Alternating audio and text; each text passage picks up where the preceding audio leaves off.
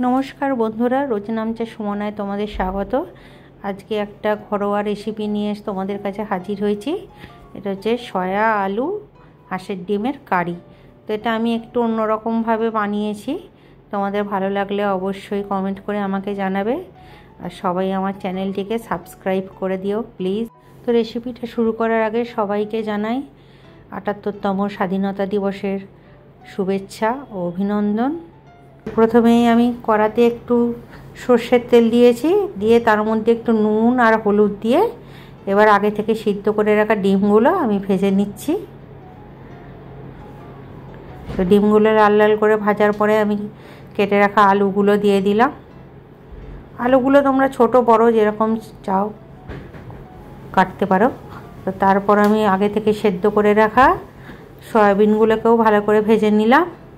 এবার তার মধ্যে আমি দিয়ে দিলাম ফেটিয়ে রাখা টক দই, লঙ্কা গুঁড়ো, হলুদ গুঁড়ো, জিরে গুঁড়ো, আর দিচ্ছি ধনে গুঁড়ো, আর দেব একটু কাশ্মীরি লঙ্কার গুঁড়ো।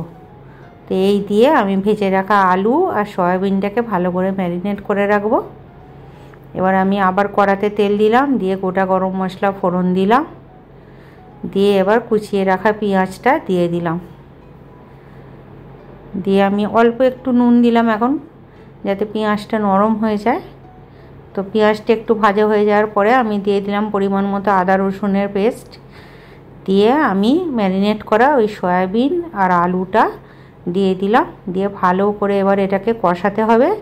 কষাতে কষাতে এর মধ্যে দিয়ে দিতে হবে পরিমাণ মতো নুন আর একটু চিনি, দিয়ে এবার খুব ভালো করে কষতে হবে। যখন পুরো তেলটা ছেড়ে দেবে গা থেকে, তখন এতে পরিমাণ মতো ঈষদুষ্ণ গরম জল দিয়ে দিতে হবে। যে যেমন গ্রেভি চাইবে সেরকম মতো দেবে জলটা। তবে এটা বেশি ঝোল হলে ভালো লাগবে না, একটু মাখা মাখা হলেই খেতে ভালো লাগবে। তো এখানে আমার দিয়ে দিয়েছি পরিমাণ মতো জল, দিয়ে আমি চাপা দিয়ে রেখেছিলাম প্রায় মিনিট ৫-৭ পরে। এবার আমি সেদ্ধ করে ভেজে রাখা ডিমগুলো এর মধ্যে দিয়ে দিলাম।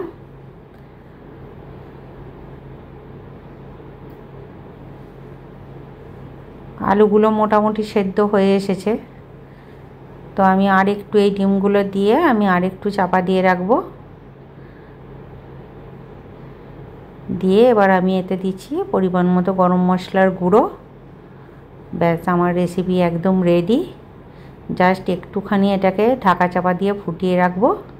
তারপরেই দেখো সার্ভ করে দিলাম আলু সয়া ডিমের কারি। তো এই রেসিপিটা যদি ভালো লাগে সবাই আমাকে কমেন্ট করো, আর এরকম ভালো ভালো রেসিপি এবং আমার ভিডিও দেখার জন্য আমার চ্যানেলটিকে সবাই সাবস্ক্রাইব করে দিও। সবাই ভালো থেকো, টাটা।